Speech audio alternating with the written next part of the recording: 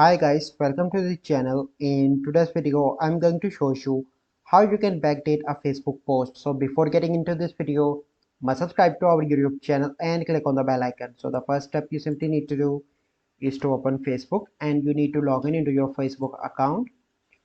So once you log in into your Facebook account, then you simply need to select your page. So once your page is selected, you simply need to scroll down and come on to the any random post. And here you need to click on three dots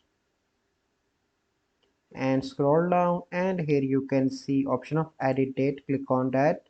Where should this go on your timeline? So you can select the date. So let me select 15 November, and then you need to click on done.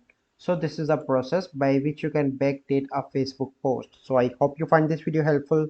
If you find this video helpful, must like this video, subscribe to our YouTube channel for future videos. We'll see you in the next video. Thank you. Have a good day.